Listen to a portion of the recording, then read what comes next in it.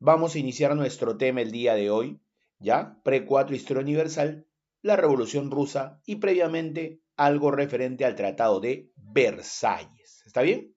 A ver, primero veamos esta parte de acá. Veamos esta parte de acá. ¿Qué dice, no? ¿Qué dice? Dice lo siguiente. A ver. Tratado de Versalles. ¿Cuáles fueron las cláusulas? ¿Cuáles son las cláusulas más importantes que debo conocer yo de este tratado? ¿Ya? Recuerda esto de acá. Francia recupera Alsacia y Lorena. ¿Ok?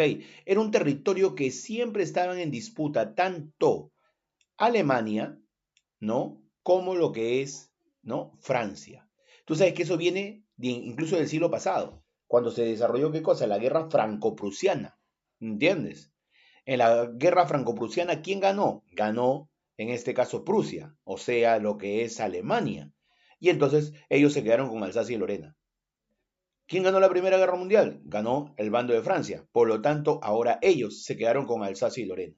¿Entiendes? ¿Ya? Y en la Segunda Guerra Mundial habrá lo mismo, el mismo problemita. Alsacia y Lorena, si ves el mapa, más o menos está para esta parte de aquí. ¿La parte de qué cosa? La parte occidental de Alemania. La parte occidental de Alemania. ¿Está bien? La parte occidental de Alemania. ¿Ya?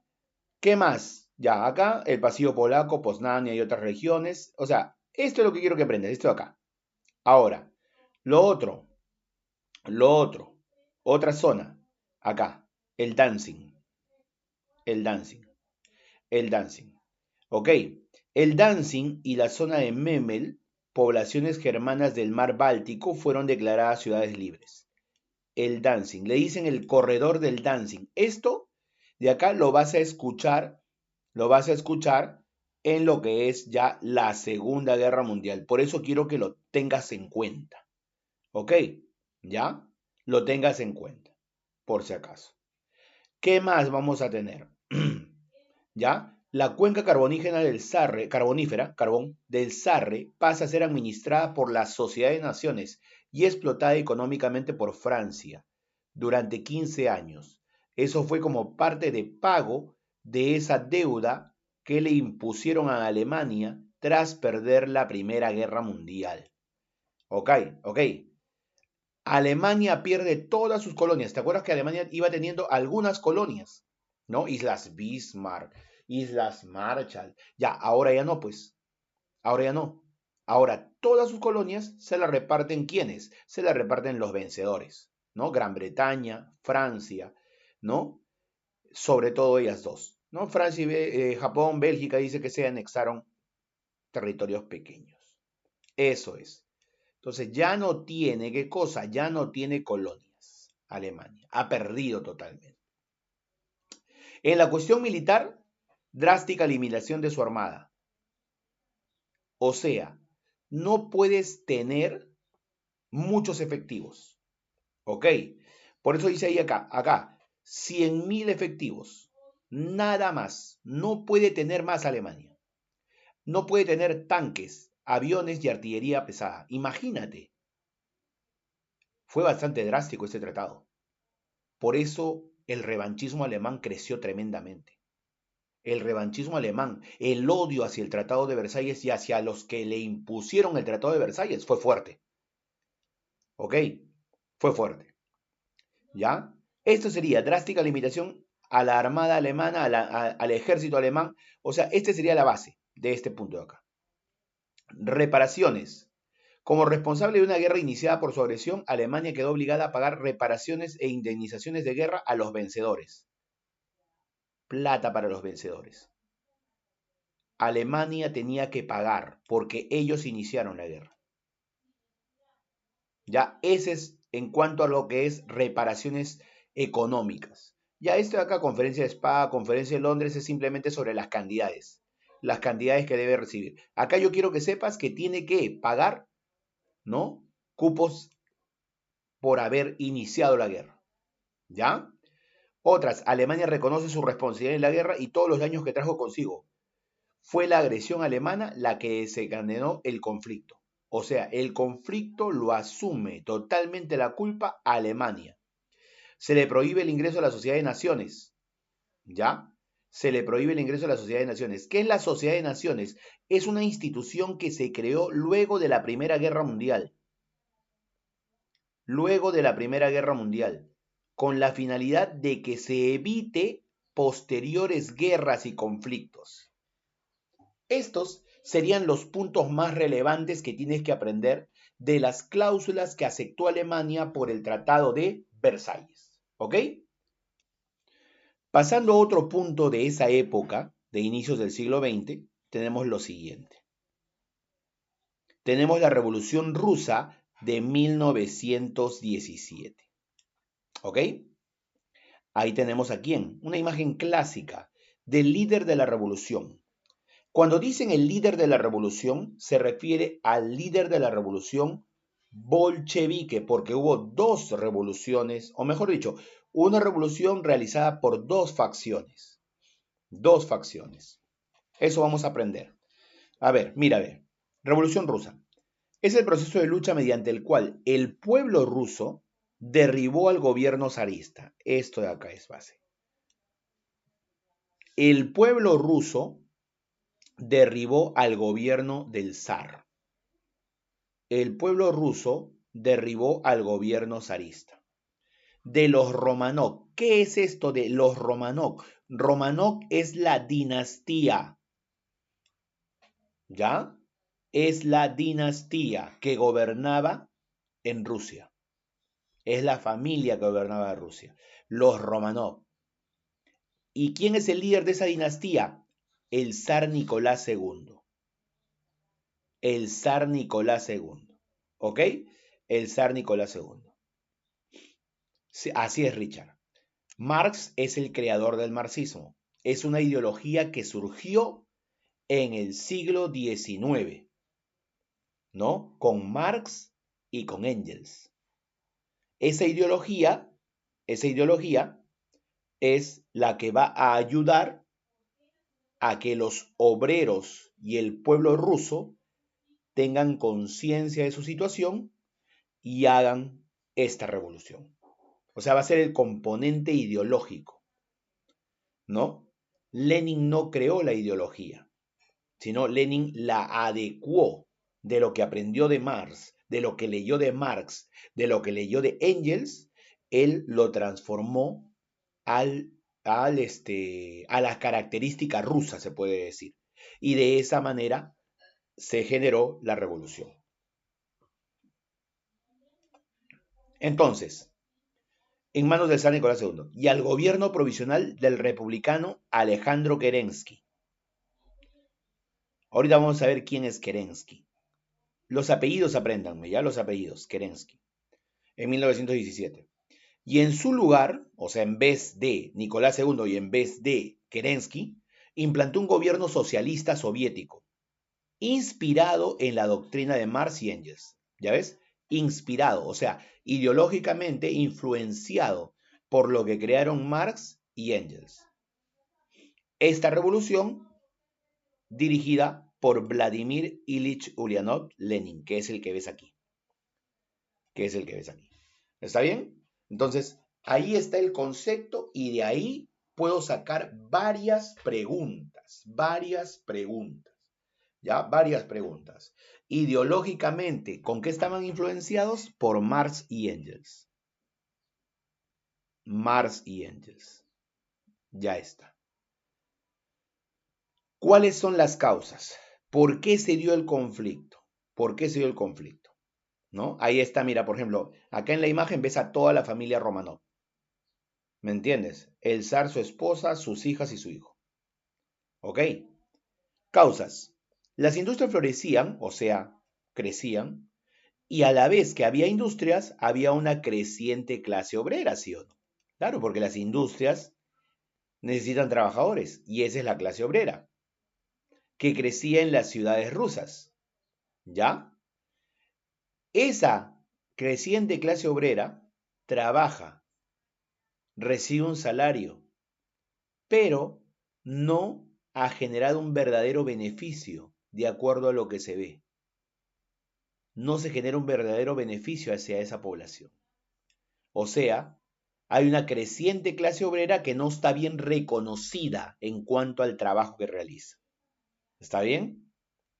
Otra cosa más, si bien la clase obrera crecía, la inmensa mayoría de la población rusa era campesina.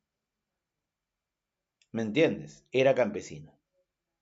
El zar vivía en sus palacios sin importarle la situación del campesino ruso que verdaderamente vivía condiciones infrahumanas, como se dice. No había una preocupación por su situación. Ok, Rusia era una monarquía antes de la revolución, claro. Si yo digo zar, es rey. Su gobernante era el zar, que tenía poderes despóticos y autocráticos debe decir acá. Autocracia. O sea, que él decide todo. Autocrático. ¿Está bien? Impedía toda forma de oposición mediante la represión policial. Mientras tanto, en el país imperaba el hambre, miseria y la corrupción. Entonces, había una desconexión total entre gobernantes y pueblo. Estas son las causas. A estas causas yo le puedo anexar la influencia ideológica, ¿no?, del comunismo, la ideología de Marx y Engels. También eso influye. También le puedo anexar, por ejemplo, ¿no?, el aprovechamiento de algunos países de la situación rusa. Países que entraban a territorio ruso y le compraban sus materias primas. Esas materias primas no servían para el desarrollo de Rusia. Esas materias primas servían para el desarrollo de otros países. ¿Entiendes?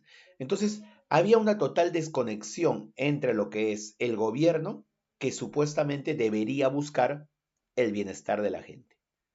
Como se dice, eso con el paso de los años, con el paso del tiempo, cansa.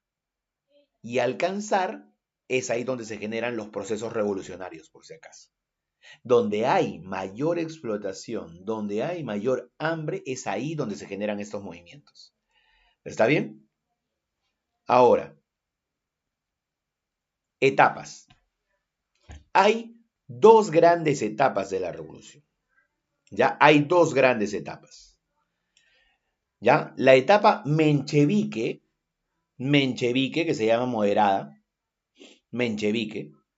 La etapa de menchevique es conocida como la Revolución de Febrero. ¿Ya? La Revolución de Febrero. ¿Ya? O sea, yo digo Revolución de Febrero o etapa menchevique de la Revolución Rusa. Revolución de Febrero o etapa menchevique. Y es bastante raro esto porque es Revolución de Febrero, pero que en verdad es en marzo, ¿no? Porque allá en Rusia tenían otro calendario y todo eso. Pero tú solamente etapa menchevique, Revolución de Febrero. Punto. Ante las derrotas rusas en Tannenberg y Lagos Masurianos, ¿te acuerdas de esto, no? Primera Guerra Mundial, los rusos atacaron lo que es Alemania Oriental y fueron detenidos y vencidos por Alemania en estas dos batallas. Ante las derrotas rusas en la batalla de Tannenberg y Lagos Masurianos y la hambruna general que vivía Rusia, en el mes de marzo de 1917, por eso te decía, no te confundas, Revolución de Febrero, que en verdad es en marzo, estalló la revolución en Petrogrado. Petrogrado es una ciudad rusa. ¿Ya? Petrogrado. ¿Ya? Las manifestaciones de las masas trabajadoras pedían pan y paz. Las tropas se plegaron a la población sublevada y ciertos sectores abandonaron al zar Nicolás II, quien abdicó a favor de la Duma.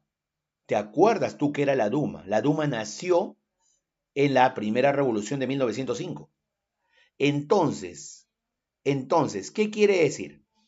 Hecho relevante de esta etapa menchevique. Ante los fracasos rusos en esas batallas de la Primera Guerra Mundial, donde Rusia participaba, ante los fracasos rusos en esas batallas de la Primera Guerra Mundial, ¿ya? En Tannenberg y Lagos Masurianos, ante esas fallas, ante esas derrotas ante Alemania, ¿ya? Estalló la revolución en Petrogrado. Tan fuerte fue que las tropas zaristas, las tropas que le pertenecían al Estado ruso del zar Nicolás, se plegaron a la población en vez de atacarla. Se plegaron, se juntaron, se unieron a la población, abandonando al zar Nicolás II, quien al no tener el apoyo, abdicó, renunció a favor de la Duma o Cámara de Diputados. Abdicó, renunció, dejó de ser zar. O sea, a partir de ese momento ya no hay zar, ya no lo hay. ¿Me entiendes? Y cuando renunció, el sector menchevique, que es como decir, pues, por ejemplo, un partido político, ¿ya? El sector menchevique pudo tomar el poder a través de la formación de un gobierno provisional republicano. Si me dicen gobierno provisional republicano, quiere decir que ya no va a haber un rey o un zar, como se dice en Rusia, sino va a haber un poder ejecutivo, un poder legislativo, un poder judicial, o sea, un presidente. ¿Y quién será el encargado del gobierno luego de la renuncia del zar? El señor Alejandro Kerensky. Lo vas a encontrar como Alejandro Kerensky, Alexander Kerensky, por eso te digo Kerensky simplemente, Kerensky. A la izquierda tienes al zar y a la derecha tienes a Kerensky, el líder de los mencheviques. ¿Está bien? ¿Qué medidas tomaron luego de que Kerensky llega al poder? Primero, establecer la libertad de pensamiento, ¿no? Libertad de pensamiento, libertad de expresión. Segundo, sufragio universal, que para elegir a las autoridades, todos tienen que votar. Sufragio universal, ¿me entiendes? Para elegir a sus autoridades. O sea, ya no iba a haber rey por nada ya. Zar ya no por nada.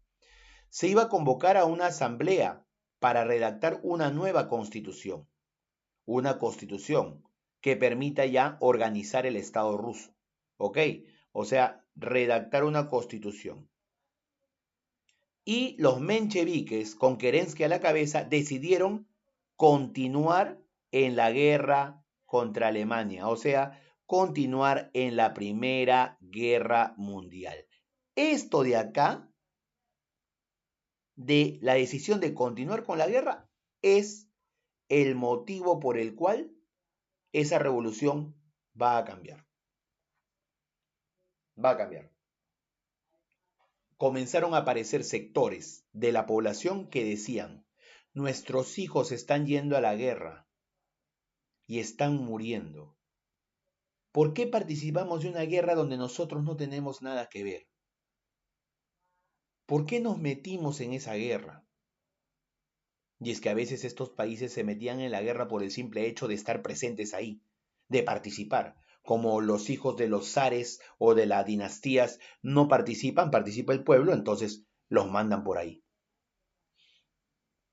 Entonces, eso fue el motivo, ¿no? El motivo por el cual van a pensar, ¿no? Van a pensar, ¿no? En traerse abajo el régimen de Kerensky, ¿no? Que ya habían cumplido su papel. Se habían tumbado a la monarquía, a la dictadura, al zar Nicolás II. Está bien, lo habían hecho renunciar, muy bien. Pero las decisiones posteriores a ese hecho están siendo equivocadas. Y la principal es que Rusia va a seguir participando en la Primera Guerra Mundial. Eso no puede ser. Es por eso que se genera esta de acá.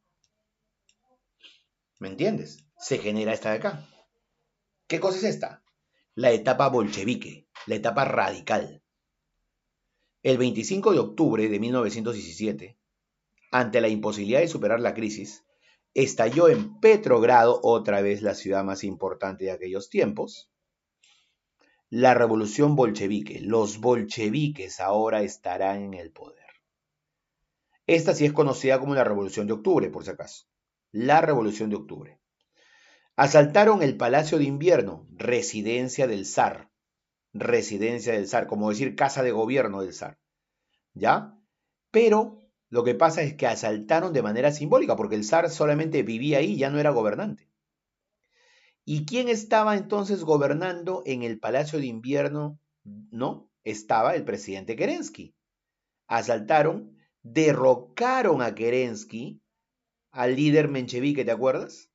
Derrocaron a Kerensky, lo sacaron del poder e implantaron el poder de los soviets. ¿Tú te acuerdas de los soviets?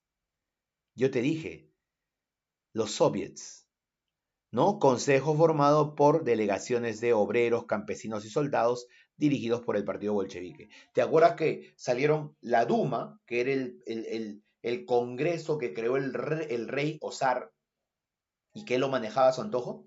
Pero a la par salieron los soviets, que eran asamblea de ciudadanos, ¿no? Obreros, campesinos, soldados de cada ciudad tenían su soviet, tenían su organización. Ya pues, agarraron y los bolcheviques declararon todo el poder a los soviets, todo el poder a los soviets, o sea, a los congresos formados en el propio pueblo y que estaban dirigidos por obreros, campesinos y soldados. Ellos son los que tomarán el poder, los soviets. ¿No? Es como que tú le des la delegación del poder en un país a las asambleas de obreros. Eso sucedió en Rusia. Pero esos soviets estaban bien organizados, por si acaso, estaban bien organizados, así que no había problema. Todo el poder a los soviets. ¿Qué medidas se establecieron? Los soviets, esos consejos, organizaron elecciones y decidieron darle el poder a Lenin, Vladimir Ilich Ulyanov Lenin. ¿Ok? Él tomará el poder, que es el que está aquí, el que sale en la primera imagen, que es este aquí, Lenin. ¿Ok? Él es quien emprendió una serie de reformas radicales, basada en el programa político y apoyo del otro gran líder de la revolución. El otro gran líder de la revolución es un tal Trotsky, Lev Davidovich Bronstein. Trotsky simplemente. Lenin y Trotsky. Lenin, ahí está el peladito, y Trotsky, que es el que está aquí. Trotsky, ¿me entiendes? Ellos, en ese momento inicial, son los líderes de la etapa bolchevique. Pero si tengo que marcar a uno, es Lenin. ¿Está bien? Es Lenin. Y entonces esta es la revolución de octubre. La revolución de octubre. ¿Qué se quería lograr con esta revolución de octubre? ¿Qué se quería lograr? Mira, ahí está Lenin. Ahí está Lenin. ¿Ok? Dice, sus objetivos no se limitaban a derribar al gobierno provisional. El gobierno provisional era de Kerensky, sino que intentaban crear una nueva sociedad en base al socialismo. Esa es la revolución de octubre. Crear una nueva sociedad, ¿ya? En base al socialismo. Una forma de gobierno totalmente diferente. Eso es lo que se creía y quería, ¿ya? Por ejemplo, confiscó tierras a la aristocracia, le quitó tierras a la aristocracia, lo que nosotros en nuestros temas de historia del Perú llamamos reforma agraria, ya, eso es. Se le quitó tierras a la aristocracia, se le quitó tierras a la iglesia, ¿entiendes? El Estado era dueño de ello. Abolió la propiedad privada en tierras, en minas, en fábricas. No hay propiedad privada, todo es propiedad colectiva.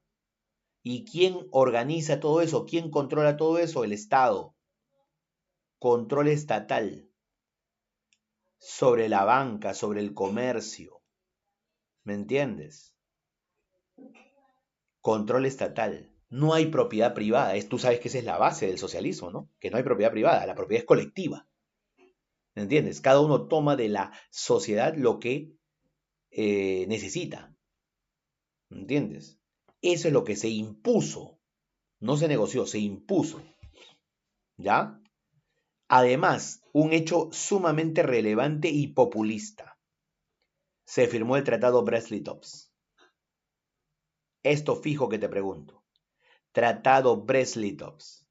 ¿Para qué se firmó ese Tratado Brest-Litovsk? Se firmó con Alemania, por el cual Rusia se retira de la Primera Guerra Mundial y firma el Tratado Brest-Litovsk declarándose perdedor frente a Alemania. Perdedor frente a Alemania. Y Rusia se retira de la guerra. Totalmente.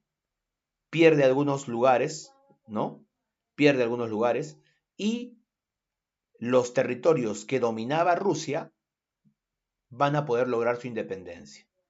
Finlandia, por ejemplo, Ucrania, por ejemplo, van a ser independientes. ¿Ok? ¿Ya? Finlandia y Ucrania van a ser independientes. Pero la cuestión está que, Tratado Brest-Litovsk, Rusia se retira de la Primera Guerra Mundial. Se declara, ¿no?, vencido frente a Alemania. Se declara perdedor frente a Alemania. ¿Entiendes? Se instauró la llamada dictadura del proletariado. Este es el tipo de gobierno. Una dictadura, pero del obrero. Por eso dice del proletariado. La dictadura del proletariado. Dictadura del obrero. ¿Entiendes? Ok. Participación directa de las grandes masas de obreros y campesinos en la economía y en el gobierno del país. O sea, en los consejos, en los soviets, se decidía la economía de Rusia. O sea, el pueblo participaba directamente de las decisiones que se tomaban en el gobierno. El pueblo participaba directamente a través de los soviets. Por eso era todo el poder a los soviets. Y había un soviet en cada ciudad rusa. Algunos más importantes que otros. No solamente por la cantidad de gente, sino por los líderes que tenían.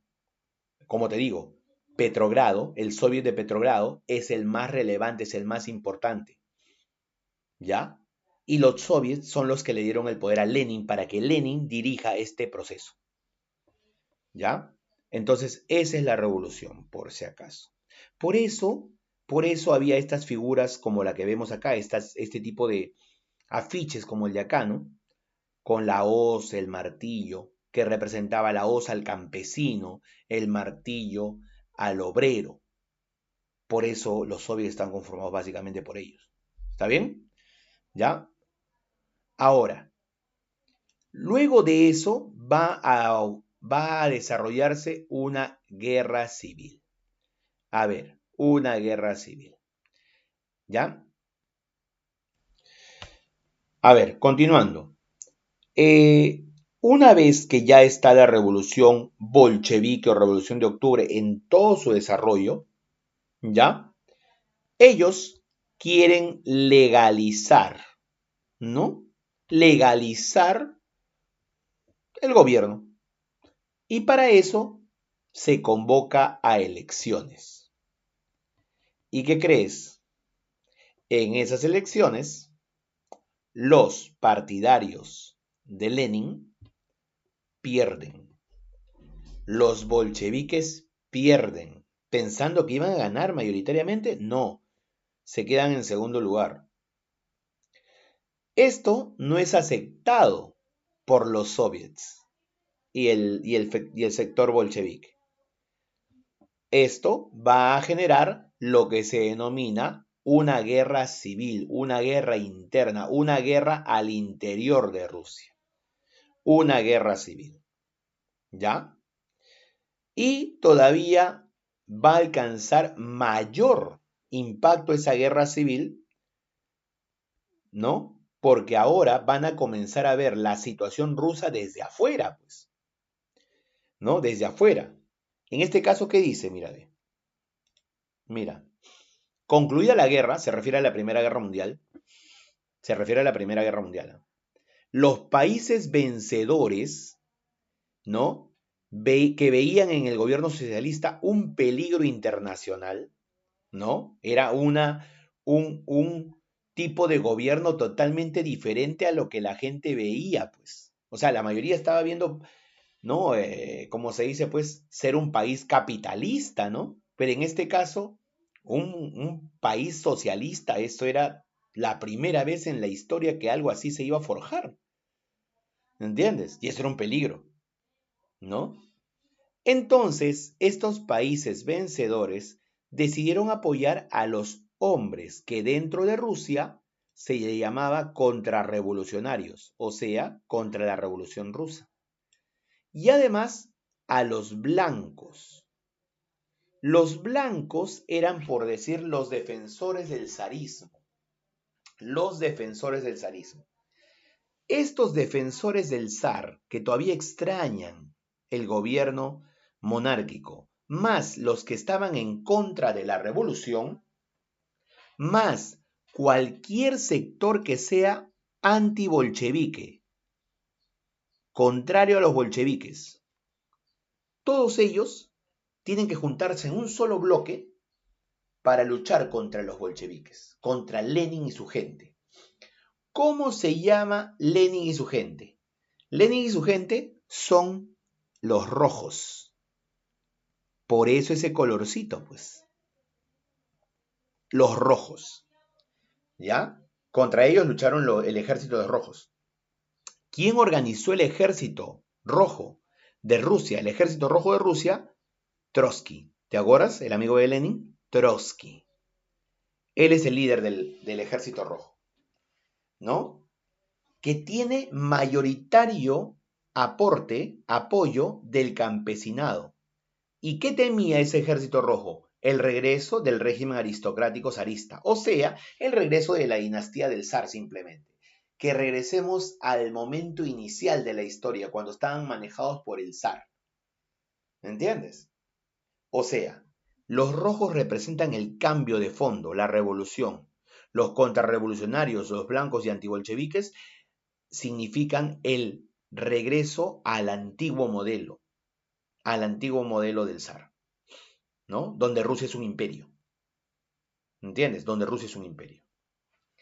En esa guerra civil, en esa guerra interna que se dio en Rusia, el que va a triunfar es el ejército rojo de Lenin y Trotsky. Ellos van a triunfar.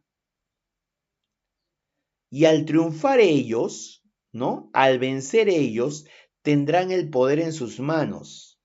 Y al tener el poder en sus manos, van a comenzar a consolidar el nuevo régimen que ellos querían, el nuevo régimen que ellos anhelaban.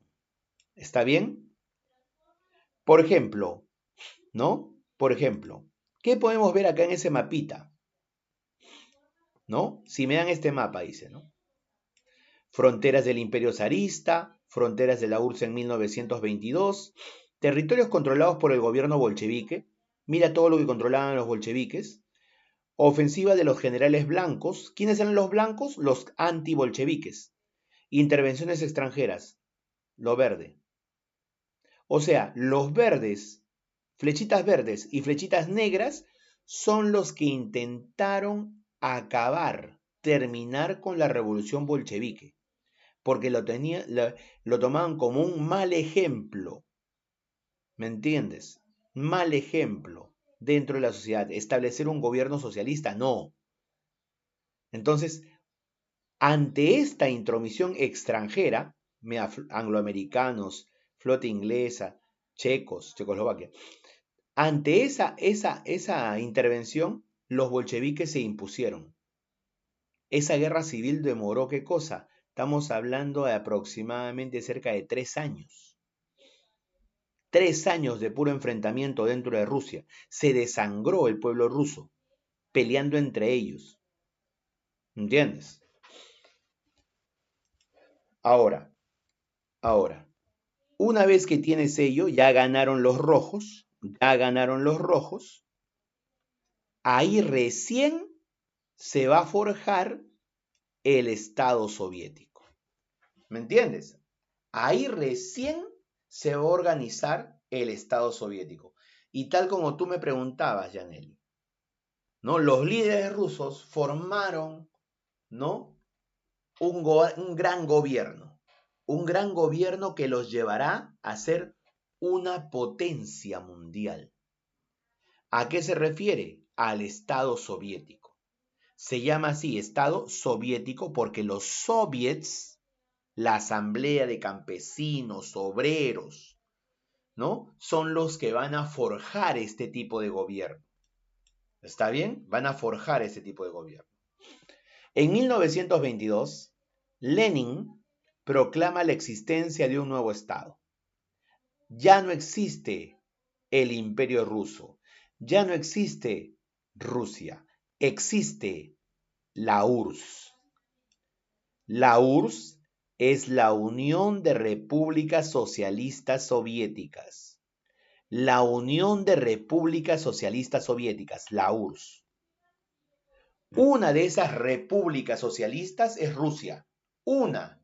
Pero luego irá cada vez haciendo o anexando a más repúblicas para hacer una gran URSS.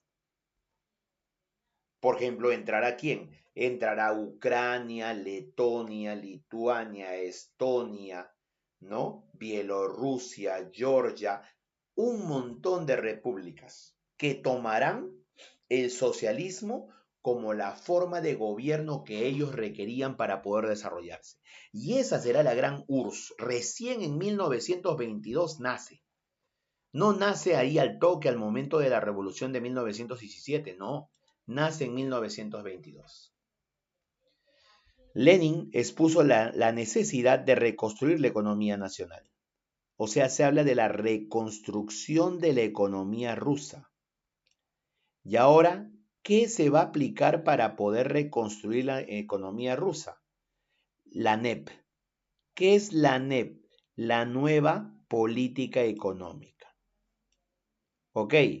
Nueva política económica. ¿Y qué cosa es esa? ¿En qué consiste esa nueva política económica? A partir de ahora, no existe propiedad privada, como dijo, ¿no? En ese momento de la reforma agraria. No existe propiedad privada que beneficie a particulares. Todas las tierras van a ser manejadas por cooperativas. O sea, los beneficios van a ser cooperativos, conjuntos. ¿Me entiendes? No se va a favorecer uno o dos, sino es para todos. Se instauran cooperativas en toda Rusia.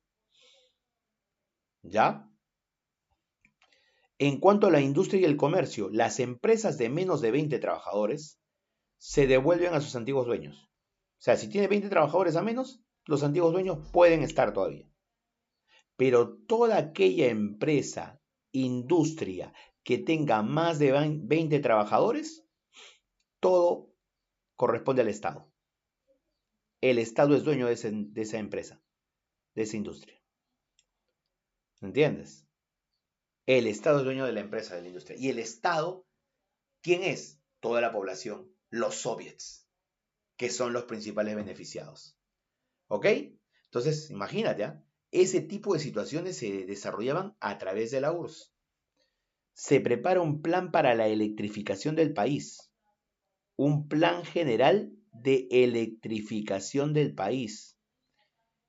Y el desarrollo del comercio al interior de Rusia se le deja a los privados.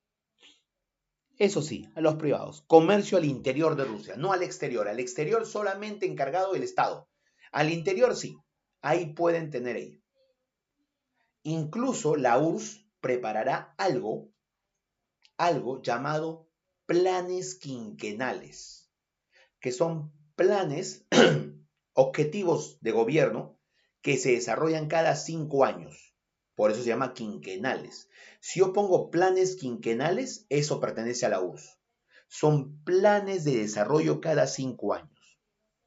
¿Me entiendes? Cada 5 años. Cada 5 años se tiene que cumplir un objetivo claro y contundente. Ese es su plan quinquenal. ¿No? Por ejemplo, lo primero que hizo Rusia, la URSS, fue plan quinquenal de garantizar el alimento a la población. Por eso las cooperativas, por eso las explotaciones agrícolas. Rusia produjo tanto alimento que ya se eliminó en gran medida el hambre de la población. Garantizar el alimento. Luego, otros planes garantizaban la vivienda, que todo el mundo tenga un lugar donde vivir. ¿Entiendes? Luego ya, algo más grande, la industria, la siderúrgica, ¿no? la electrificación, el petróleo, o sea, van convirtiendo a Rusia en un estado fuerte desde su base, desde su base. A eso se refiere. Todo a partir de 1922, cuando terminó la guerra civil. Ahora, ¿cuáles son las consecuencias de la revolución? A ver, recuerda una cosa. ¿Quiénes eran los líderes? Lenin y Trotsky. Lenin, líder político, Trotsky del Ejército Rojo. ¿Qué pasó? 1924 falleció Lenin. Lenin fallece, el líder de la revolución fallece. Todo el mundo, el Partido Comunista Ruso, pensó claramente, ¿a quién se le delega el poder? ¿Quién es el más adecuado para poder, como se dice, pues, encargarse del poder? ¿Quién es el adecuado? Trotsky, pues, ¿quién más? Trotsky. ¿Quién más? Pero dentro del partido se comenzó a gestar la figura de otro personaje que va a competir con Trotsky por el poder. Y al final, este personaje terminará imponiéndose. Trotsky va a ser, ¿no?, derrotado y luego, como va a ser un líder en vida de la revolución, muy amigo de Lenin, que había fallecido, este otro hombre pensaba que tal vez en cualquier momento podía sacarlo del poder. Por eso lo terminó desterrando, ¿no? Por Europa y luego hasta incluso por América. Por México apareció Trotsky, donde lo mataron por órdenes de este nuevo líder de la revolución, este nuevo líder de la URSS, que reemplazó a Lenin. ¿Cómo se llamó ese señor? Está aquí, en la foto. Stalin. Stalin. Él será el nuevo líder revolucionario, Stalin. Y esos hombres que ves ahí son su buró político. ¿Ok? O sea, son su gente más allegada. Son la esencia del partido. Varios de nombres bastante raros, ¿sí? ¿Ok? Sobre todo el que está al costado de Kalinin, ¿no? Imagínate que tú te llames ahí Kaganovich. Suena raro. Pero bueno, el líder es Stalin después de Lenin. Lo dejaron de lado a Trotsky. Consecuencias de la revolución. Liquidó la monarquía zarista. Ya no habrá más monarquía. Se acabó. ¿Ok? Se produjo un cambio cuantitativo en la producción industrial soviética, incrementándose esta en detrimento de la producción agrícola. Producción industrial al máximo. Rusia se convierte en una potencia industrial. ¿Ya? La economía adquirió un carácter socialista, claro, pues si la ideología que ellos manejan es el socialismo. El Estado, representado por una cúpula, ahí está, mira, la cúpula, asumió la propiedad absoluta de los medios de producción, empresas, fábricas, bancos, tierras.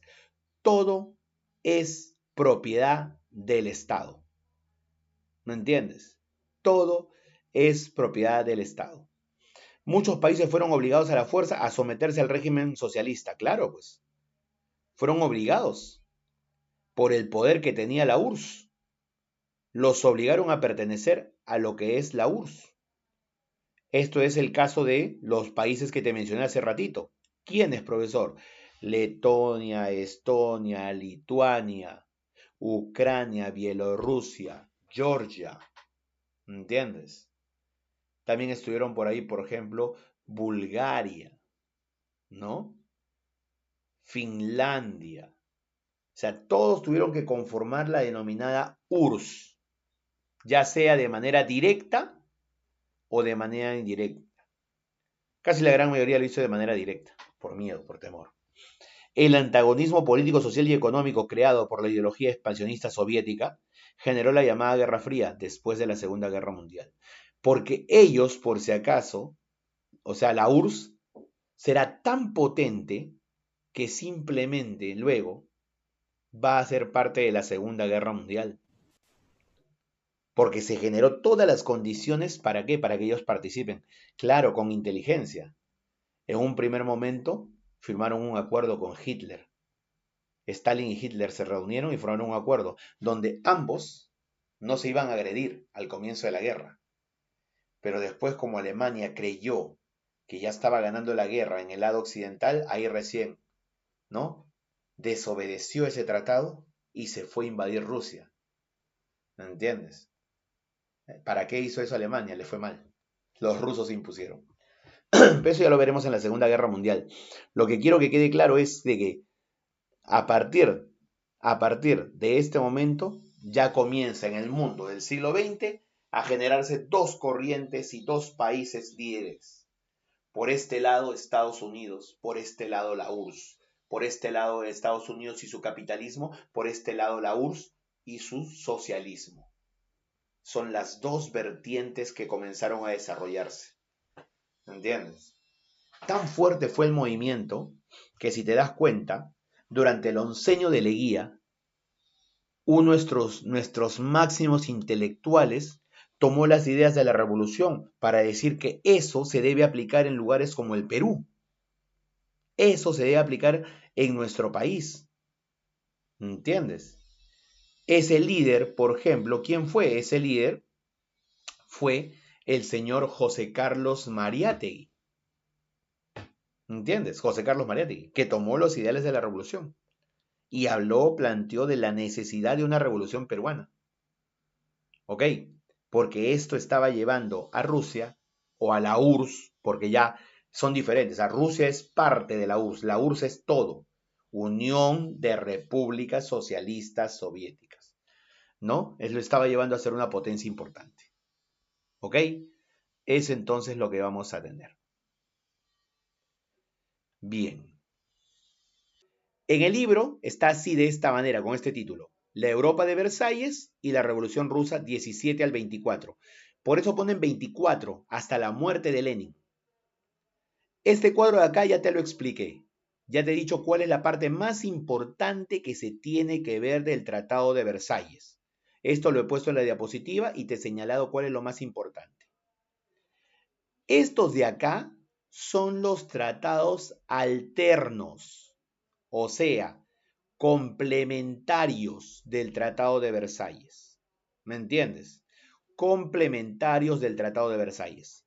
Acá lo que tienes que saber es lo siguiente, que después de la Primera Guerra Mundial no quedó ningún imperio, ni el alemán, ni el austrohúngaro, ni el ruso. Chau imperios, no hay imperios. Esa es una consecuencia clarísima de la Primera Guerra Mundial. ¿Eh? No hay imperios, por si acaso. Avanzamos y acá está la Revolución Rusa que te he explicado. ¿Me entiendes? Ahí está el zar, ¿no? Ahí está Rasputín, ¿no? Muy cercano al zar y sobre todo a la zarina. ¿Ok? Aquí está lo que te dije, la Revolución de Febrero o Revolución Menchevique, la Revolución de Octubre o Revolución Bolchevique. Esto lo vas a leer para poder, ¿qué cosa? Complementar lo que te he explicado, ¿ya? Lo que te he explicado. Acá está Lenin, el gran líder de la revolución, líder del partido bolchevique, líder de los soviets, ¿no? ¿Ok?